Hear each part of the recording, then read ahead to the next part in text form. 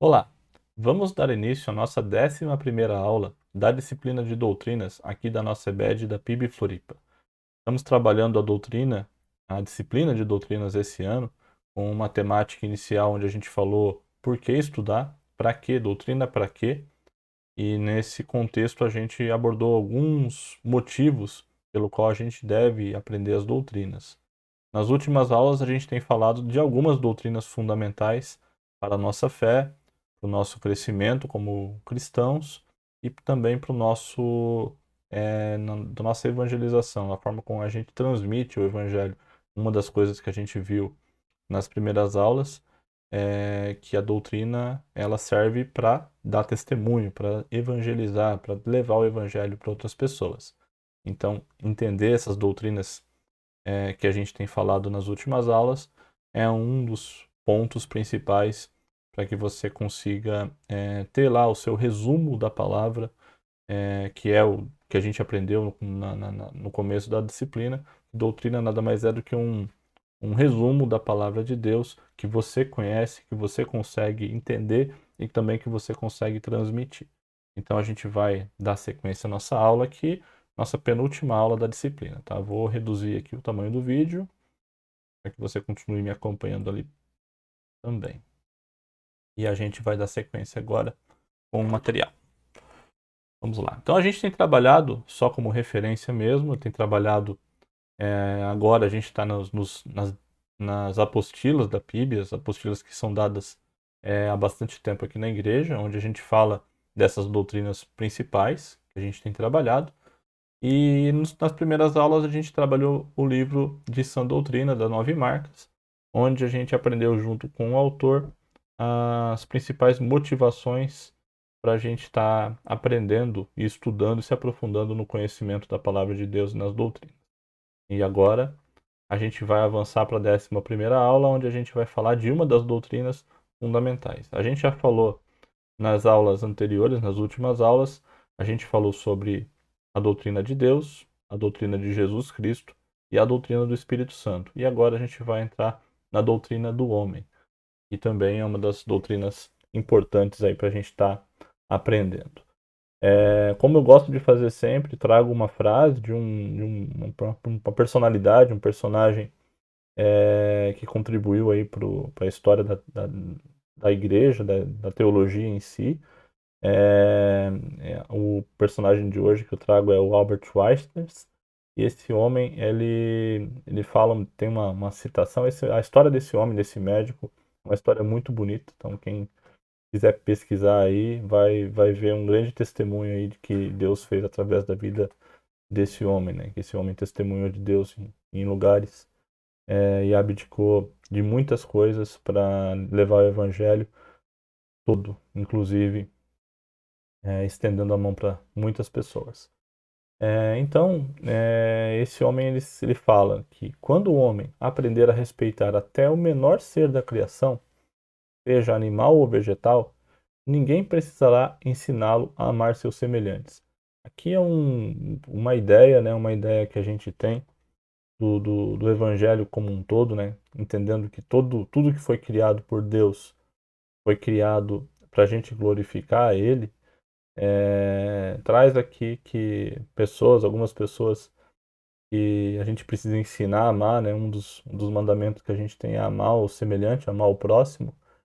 E esse autor, esse homem de Deus, ele fala que se o homem aprender a respeitar o menor ser da criação, seja animal ou até um vegetal, ninguém vai precisar ensinar esse homem mais a amar as pessoas, porque ele já vai ter entendido. E é nesse contexto que a gente vai falar na aula de hoje, quando a gente vai trazer aqui a doutrina do homem. Então, o contexto de que depois de criar todas as coisas, Deus também criou o homem. E aí essa doutrina do homem é uma doutrina fundamental para a nossa fé. Então, vamos falar primeiro do que a gente crê aqui na PIB Floripa como igreja sobre essa doutrina do homem. Então, cremos na PIB Floripa sobre essa doutrina do homem por um ato especial. O homem foi criado por Deus à sua imagem e conforme a sua semelhança, e disso decorrem seu valor e sua dignidade. Aqui nessa primeira parte, assim como eu fiz nas outras doutrinas, seguindo o roteiro do material da PIB, a gente primeiro fala sobre as frases, um resumo, né? Doutrina é isso, é um resumo do que é um conhecimento bíblico, que é unanimidade dentro da igreja, onde a gente vai sempre ter aqui em cima a frase, né? Que eu gosto de deixar a frase inteira, e aqui embaixo a referência pelo qual a gente utiliza, né? Da qual a gente tirou essa frase, né? Então, lendo esses textos de baixo aqui, você vai entender que essa frase aqui ela é uma frase que resume todos os textos, né? Então, em alguns momentos vão ter vários, alguns momentos vão ter apenas um ou dois textos, mas é para você entender que tudo que a gente está falando aqui é nesse sentido de você entender o resumo, né, a doutrina do homem em relação à palavra de Deus. Então, primeiro ponto, por um ato especial, o homem foi criado por Deus, à sua imagem, conforme a sua semelhança. E disso decorrem seu valor e sua dignidade.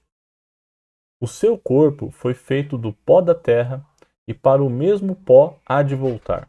Então, entendimento de que da onde que veio o homem, né? Veio do pó da terra e pelo pó da terra também há de voltar. O mesmo pó que traz o homem à vida é para lá que ele volta no final da sua vida, nesse entendimento da palavra de Deus. O seu espírito veio de Deus e para ele retornará. A gente vai entender essa divisão entre corpo, alma, espírito. A gente vai falar sobre isso também nesse resumo da doutrina, mas é o entendimento de que o corpo veio do pó e por o pó volta. E o espírito vem de Deus e para Deus volta. Então, é nesse sentido que a gente crê aqui na igreja. O Criador ordenou que o homem domine, desenvolva e guarde a obra criada. Então, a ordem de Deus para o homem, quando ele nos criou, é que a gente dominasse, desenvolvesse e guardasse tudo que foi criado. Aí a gente fala daquela frase daquele doutor Albert, onde a gente fala sobre, ele fala justamente sobre isso. Deus ordenou que a gente cuidasse, desenvolvesse, dominasse tudo que foi criado, e nesse entendimento o homem tem o seu papel em toda a criação. Então, referências aqui desde Gênesis 1 e 2 até um resumo do Salmo 8, ali de 3 a 8, que também fala da mesma coisa. Outra coisa que a gente também foi criado para a glorificação de Deus. Então, assim como todas as coisas foram criadas para dar glória a Deus, o homem também foi criado para isso. Então, a gente foi criado para a glorificação de Deus. O seu propósito, o propósito meu e seu, é amar, conhecer e estar em comunhão com o seu Criador, bem como cumprir a sua divina vontade. Então, vários textos que falam sobre isso, mas o propósito principal é amar, conhecer e estar em comunhão com o Criador. Por isso que aqui, lendo o texto bíblico ali de Gênesis, Deus sempre vinha no final da tarde conversar com o homem no jardim. Ele tinha comunhão com a criação, o Criador e a criação, uma comunhão que era diária naquele jardim. Então, o propósito do homem, ele foi criado para a glorificação de Deus, e nessa glorificação de Deus ele deve amar, conhecer e estar em comunhão sempre. Ser pessoal e espiritual. O homem tem a capacidade de perceber e conhecer e compreender, ainda que em parte, intelectual e experimentalmente, a verdade revelada, e tomar suas decisões em matéria religiosa sem mediação, interferência ou imposição de qualquer poder humano, seja civil ou religioso. Aqui é parte dessa autonomia que o homem tem em relação a compreensão da palavra, a capacidade de perceber e conhecer ela, seja de uma forma intelectual ou experimental, né, viver efetivamente a verdade revelada e através da verdade que nos foi revelada, tomar as decisões em qualquer coisa, sem a necessidade de mediação. O que é mediação? Utilizar alguma coisa entre Deus e você, né, entre essa comunicação, ou uma interferência ou uma imposição de qualquer poder humano, civil ou religioso.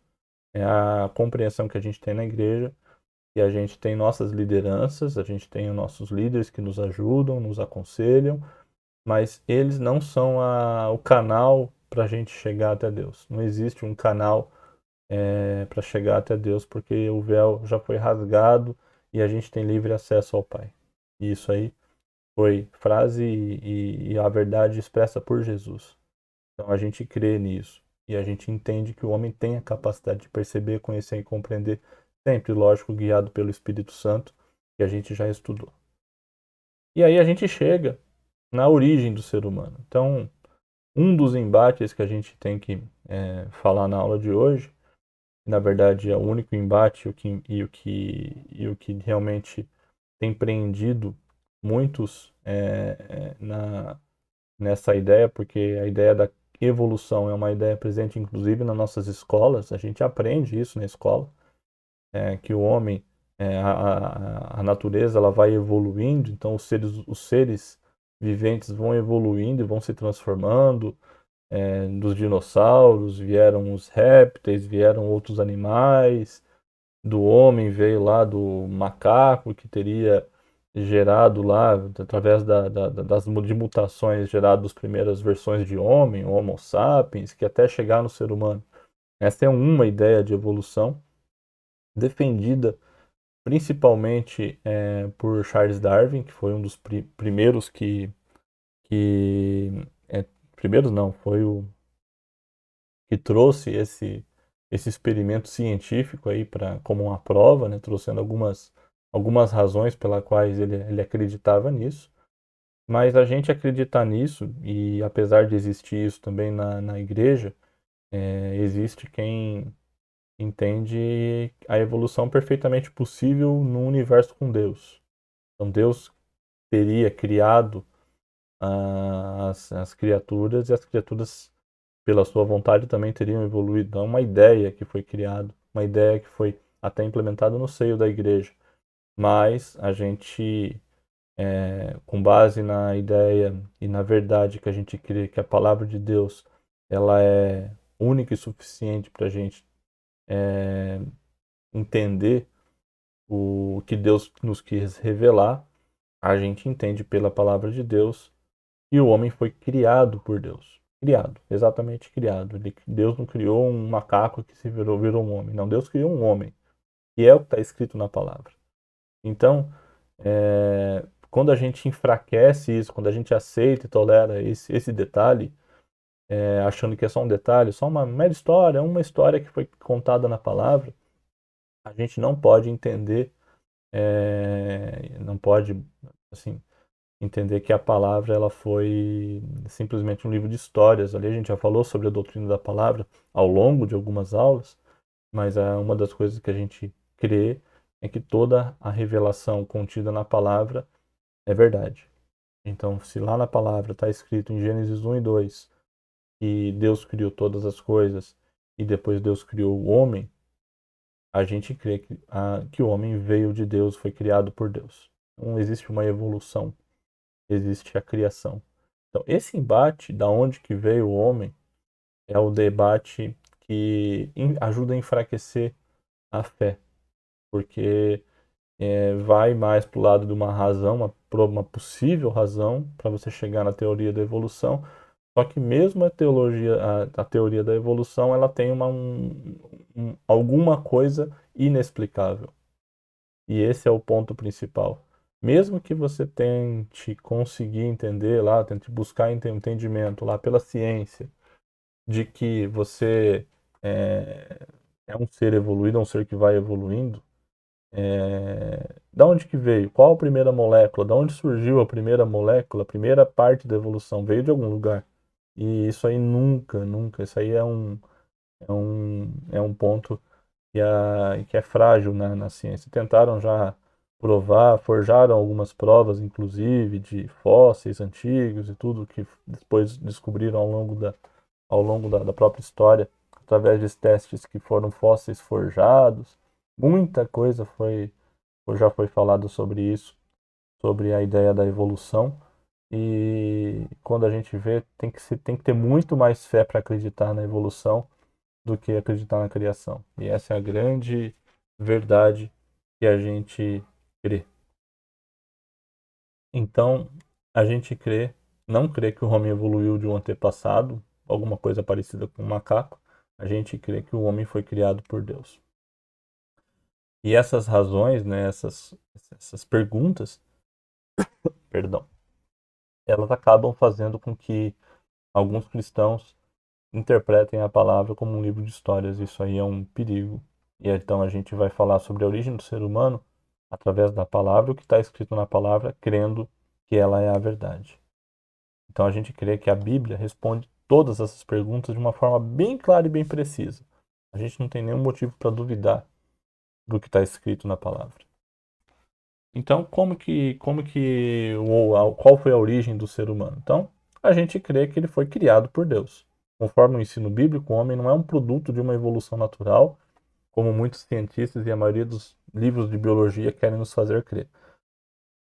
Quando a gente vai para os livros de escola, a gente já falou sobre isso agora há pouco, mas essa teoria é contida em livros de biologia e ciências das nossas crianças e adolescentes ensinam isso como se fosse uma verdade, apesar de não ter realmente comprovações científicas de nada.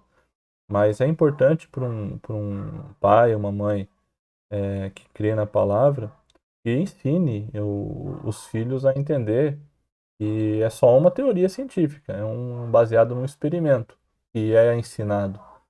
Lógico que a gente tem que cumprir o nosso calendário escolar e se cair numa prova, alguma coisa vai ter que responder o que está escrito, o que foi ensinado na matéria, mas o aluno em casa, junto com a sua família, ele deve entender que a palavra é suficiente e que o homem não foi fruto de uma evolução, ele foi fruto de uma criação divina. Então, alguns fatos que contém na criação, então, dois textos aqui que a gente vai ler, é o texto de Gênesis 1 e o texto de Gênesis 2, só um versículo só de cada, mas o suficiente para a gente entender o ato criador de Deus. Então, primeira coisa, o ato criador, Gênesis 1, 27, onde fala que lá Deus criou o homem à sua imagem e a imagem de Deus o criou. Homem e mulher os criou. Então, ato de criação. Deus, pela sua vontade, cria o homem à sua imagem e à sua semelhança. Homem e mulher, ele cria. Então aqui é um entendimento de como é feito. É Deus, na sua vontade, criando um ser humano. E aí no outro texto, né, os dois pontos, o ato de formação e a ação final. Como que ele faz isso? Então Deus formou o homem do pó da terra. Então o ato da formação é o homem, pó da terra. Pega o pó da terra e cria, como se fosse um boneco de barro, um ser humano. E, pela sua vontade, também assopra em suas narinas o fôlego da vida. E o homem se torna um ser vivente. Então, depois de criar com uma coisa que já existia, o pó da terra, Deus ele vai lá e assopra o fôlego da vida no nariz do ser humano e se torna um ser vivente. Então, era um nada, do nada foi criado um ser vivente. E é isso que a gente crê nos primeiros versículos da Bíblia, essa menção de como foi criado o ser humano. E para que foi criado o ser humano? Para louvor e glória de Deus. A gente já falou isso no nosso credo, mas reforçando aqui. E um texto só para a gente perceber isso. Peguei um texto de Paulo aqui de Efésios, é uma das 3 referências que a gente tem aqui no material. Mas nesse texto de Efésios, Paulo fala que nele fomos também escolhidos, tendo sido predestinados conforme o plano daquele que faz todas as coisas segundo o propósito da sua vontade, a fim de que nós e os que primeiro esperamos a Cristo sejamos para o louvor de sua glória. Então, a gente é para o louvor da glória de Deus. E para isso que a gente foi criado, e pela vontade de Deus que a gente foi criado para isso também. Então, a origem do ser humano ela tem um fato de criação e uma finalidade, que é o louvor e a glória de Deus. E um dos pontos fundamentais, e o que a gente também já leu, é que de todas as criaturas que Deus fez, o ser humano foi a única que foi feita a sua imagem e semelhança. Então Deus criou todas as coisas e por último, quando ele fala que o muito bom, ele cria o ser humano.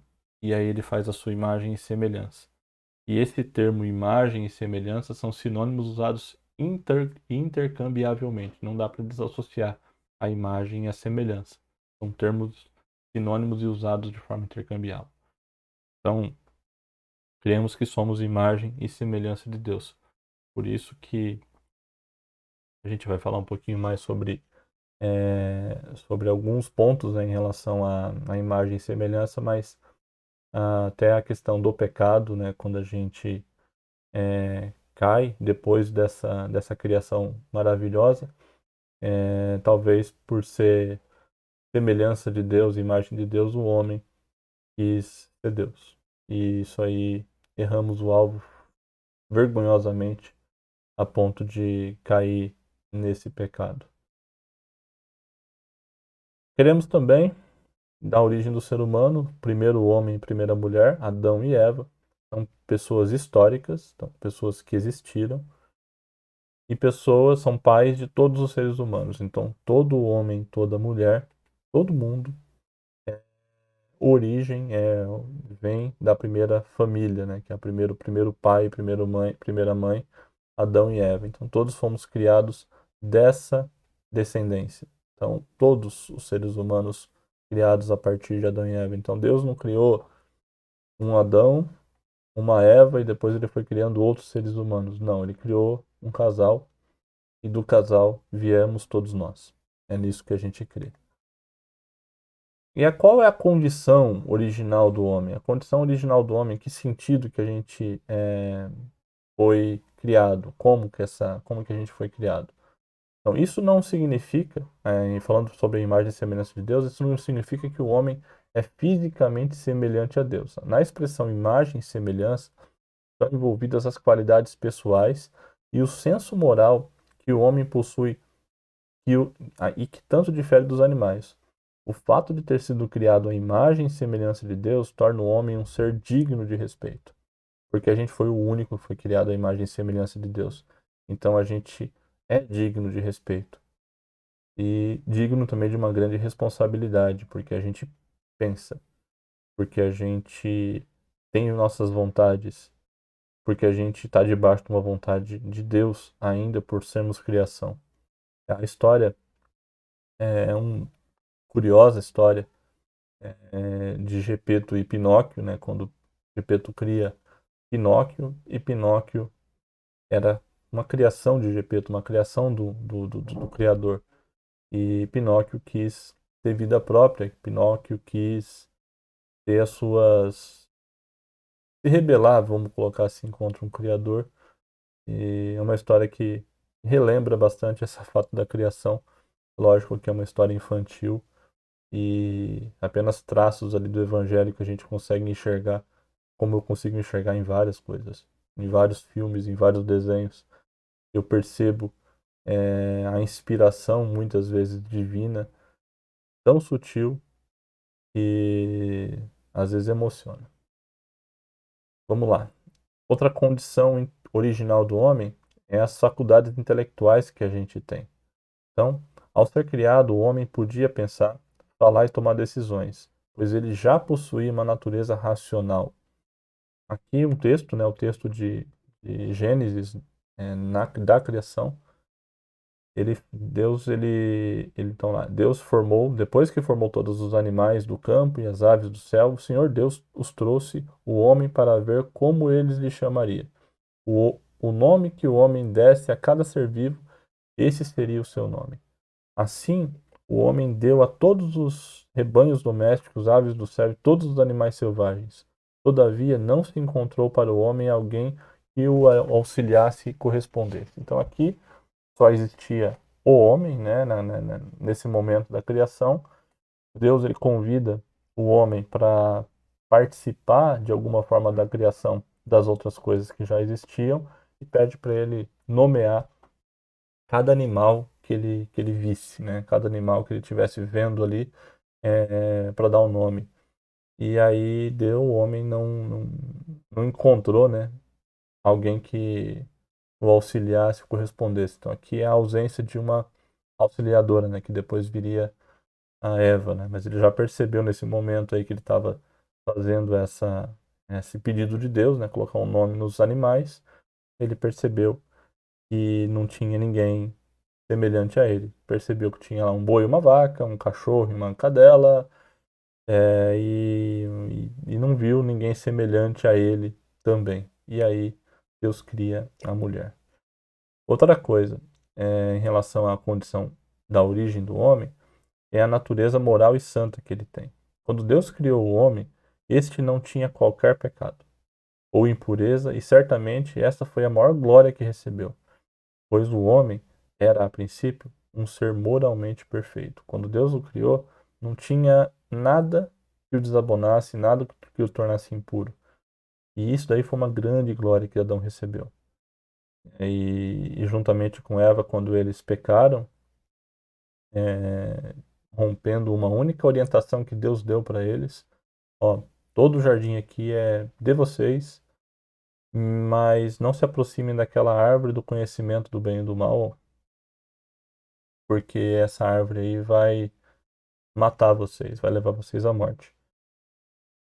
E foi isso que acabou acontecendo, uma orientação que Deus deu e o homem e a mulher pecaram, né? Mas a natureza do homem era pura e foi uma grande glória que foi recebida.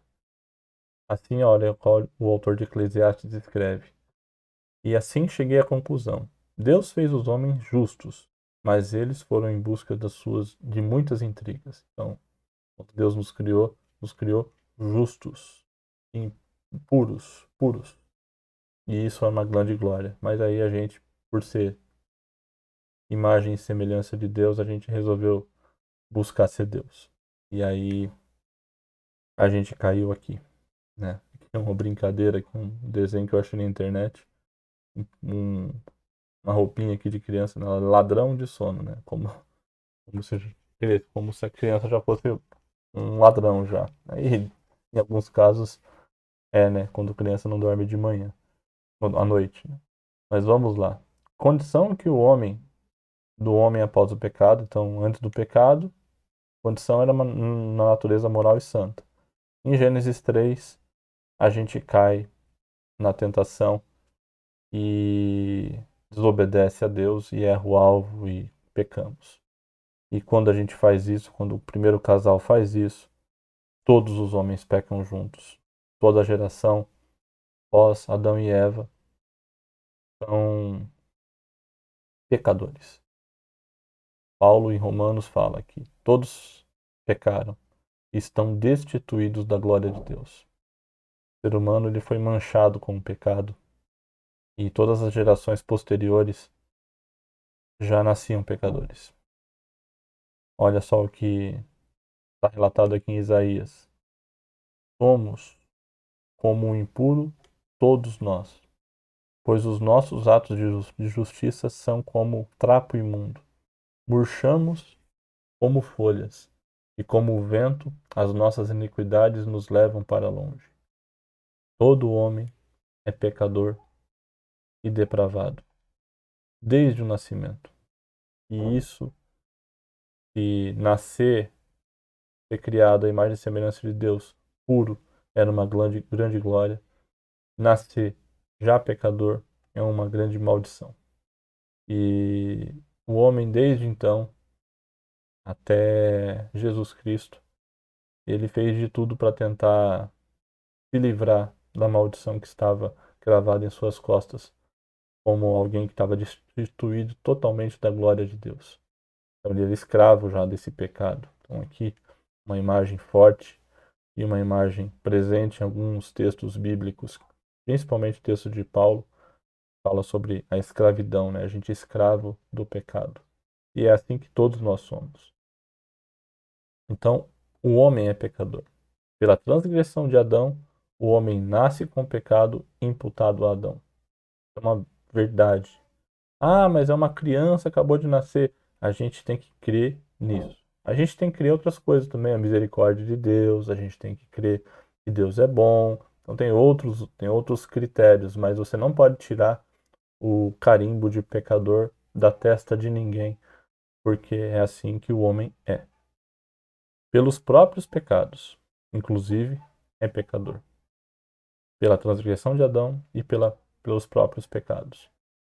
Textos aqui que refletem como o pecado ele é intrínseco dentro do coração do homem. O coração do homem é enganoso e nos leva a pecar. Então o pecado desfigurou a imagem e semelhança de Deus no homem. É um homem deformado, sua imagem deformada pelo pecado. Era belo, era imagem e semelhança de Deus e foi de repente manchado, como se fosse um espelho manchado. E aí você vai olhar a sua imagem na frente do espelho e as manchas impedem que você consiga realmente enxergar quem você é, porque o pecado nos manchou e nos desfigurou totalmente. E o homem antes da queda, sem pecado, em condição de pecar, tentação externa. Então, aqui é a avaliação dessa natureza pecaminosa, né? Depois que a gente avaliou a condição do homem após o pecado, aqui a gente vai falar dessa avaliação da natureza pecaminosa, conforme material. Então, o homem antes da queda é sem pecado e com condição de pecar. Então, ele sofre a tentação externa e cai na tentação externa. Depois do pecado, ele é um ser com pecado e escravo desse pecado. Antes da queda, não tem pecado, mas tem condição de pecar. Depois da queda, todo homem é pecador e escravo do pecado. Aí vem Jesus, que a gente já estudou. Com o pecado, com a condição de pecar, mas justificado e não mais escravo do pecado. Jesus vem e nos liberta do pecado. A regeneração em Jesus, ela é esse milagre de transformar um pecador, um condenado, livre, justificado pelo sangue de um justo, de um que não cometeu pecado, de um segundo Adão que não pecou, que foi Jesus Cristo. E através de Jesus Cristo, a gente tem o pecado, tem condição de pecar, mas fomos justificados e não somos escravos mais do pecado. Essa é a condição que Jesus nos dá aqui. E quando Jesus voltar, e a gente crê na volta de Jesus para glorificar os homens que o seguiram e os seus discípulos, glorificar de acordo com a sua vontade, quem glorificou Deus de acordo com a sua vontade, quem é o seu povo, ele vem buscar e aí a gente vai receber um novo corpo, a gente vai viver com Jesus em um lugar onde a gente não vai ter pecado, também a gente não vai ter a condição de pecar, porque a gente vai estar com Deus. E nessa condição de Deus, o pecado não entra. E aí o pecado não entra e não tem nem a condição de pecar. Então, as quatro fases é antes da queda, sem pecado, mas com condição de pecar. E a gente peca pela tentação externa. Dessa queda, desse primeiro pecado, todo homem nasce com pecado e é escravo desse pecado. Em Jesus, a gente vive com o pecado, tem a condição de pecar, como no começo, mas somos justificados e não somos mais escravos desse pecado. E por fim, um homem glorificado na eternidade, onde não temos pecado e nem a condição de pecar. Então, esse é o princípio básico do homem antes da queda, depois de Jesus e depois na eternidade. E aí a gente vai falar agora só alguns princípios aqui em relação à composição, qual é a composição do ser humano. A gente já falou sobre o pó da terra, depois o sopro de vida, o fôlego de vida nas narinas, mas a gente vai falar um pouquinho mais de alguns pontos que estão descritos na palavra e compõem o ser humano. Então, o ser humano é o único ser que tem duas substâncias, uma material e uma imaterial. Quando Deus criou o homem, este não tinha qualquer pecado ou impureza, ou certamente Esta foi a maior glória que recebeu, pois o homem, a princípio, era um ser moralmente perfeito. A gente já estudou sobre isso. Então, aqui no quadrinho aqui do lado, aqui a gente já leu esse texto também, mas aqui no quadrinho do lado aqui a gente vê aqui, ó, uma lâmpada é algo material, uma lâmpada. A eletricidade é uma fonte de energia externa, vem de fora. Alimenta a lâmpada e aí a gente vê uma luz. A luz só existe na junção de uma energia com alguma coisa material. Embaixo no desenho também, a gente vê aqui a matéria aqui, o pó da terra, o corpo, né, a matéria. Aqui tudo que é físico. Não é nada, é só uma coisa, são coisas. Com a energia que vem de Deus, com o fôlego da vida, o espírito e esse poder de Deus, a gente é uma alma vivente, né, como a gente leu no texto lá. E o pó volta à terra como era, e o espírito volta a Deus e o deu. Eclesiastes 12, 7. Está bem pequenininho aqui, mas é Eclesiastes 12, 7 que fala isso. E o pó volta à terra como era, e o espírito volta a Deus e o deu. Então, isso é matéria, volta para a terra. Isso vem de Deus, volta para Deus. Então, facetas do ser humano, dessa composição, as facetas da parte material. Então, a gente tem corpo, a gente tem carne, então, sinônimo de corpo é um sinônimo. Carne também é empregado em outros sentidos, também tem outros sentidos que empregam a carne. E formados por juntas e medulas. O texto de Hebreus 4:12 fala sobre essas juntas e medulas. E na parte imaterial, então, na parte material, corpo, carne, juntas e medulas. Então, coisas. E na parte imaterial, a gente tem a alma, que representa aqui, ó, a vida pessoal, o indivíduo, e o indivíduo pode estar relacionada aos aspectos cognitivos, afetivos e evolutivos. Então, tudo que está em relação com aspectos de afetividade, conectividade, né, esse conhecimento, essa aplicação do cognitivo e do volitivo também. Isso é alma. Representa uma vida pessoal. Então, uma alma. O que é uma alma? Uma vida pessoal, uma vida. E o espírito? O espírito normalmente são os aspectos mais elevados do homem. Todos os homens têm espírito, alguns vivificados e outros espírito morto. Relacionado à palavra alma, o termo espírito é usado nas escrituras de forma distinta e também de forma intercambiável. Não se troca alma e espírito, são formas distintas esses termos, alma e espírito.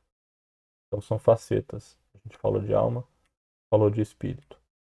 E aí a gente tem os outros pontos aqui também, que algumas traduções até misturam elas, apesar de serem relativamente semelhantes, mas tem alguns princípios diferentes.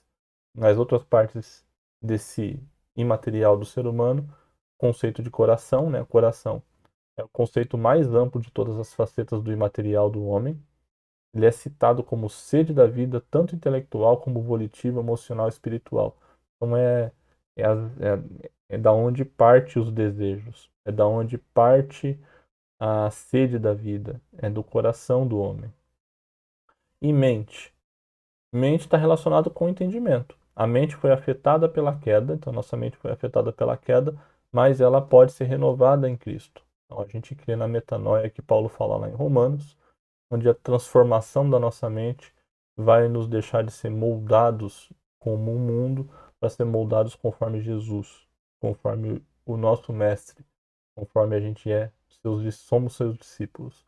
Então, alma, espírito, coração e mente fazem parte desses pontos imateriais. Então, o coração também, inclusive, em alguns textos, principalmente do Antigo Testamento, remetem ao ventre, às entranhas, como se fosse dali que partisse, não é o coração efetivamente que a gente está acostumado a falar, mas como se fosse tá com fome, vem dali, vem das entranhas a fome que você tem.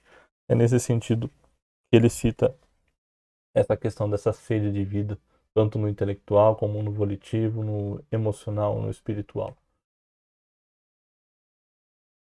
E a carne também, o último ponto da parte material, ele está relacionado à natureza humana pecaminosa, é onde está o pecado do ser humano. A natureza humana é completamente corrupta, não pode ser renovada, mas será erradicada na morte. Então, a nossa carne será erradicada junto com o pecado na nossa morte. E a gente crê na ressurreição com um corpo glorificado sem pecado. E é isso que é o nós juntos celebrando a Deus, junto com a volta de Jesus Cristo. É nisso que a gente crê. E a gente finalizou a nossa 11ª aula. Aí a gente vai seguir na última aula, onde a gente vai abordar as últimas duas doutrinas que eu considero como pilares da nossa fé. A gente vai falar sobre pecado e sobre salvação. Muito do que a gente já falou aqui nas últimas 4 aulas sobre essas doutrinas fundamentais de Deus, Jesus, Espírito Santo e agora falando do homem, a gente vai falar, vai juntar elas e entender melhor qual é a doutrina do pecado e qual é a doutrina da salvação. E a gente, se Deus quiser, vai encerrar a nossa disciplina e, a vontade de estudá-las, que foi o que me motivou a trazer essas aulas para vocês, continue, seja só um estopim para que você continue buscando aprender mais da palavra, buscando aprender melhor as doutrinas, entender e que elas façam sentido ao seu coração. Nos vemos na próxima aula e obrigado a companhia até aqui.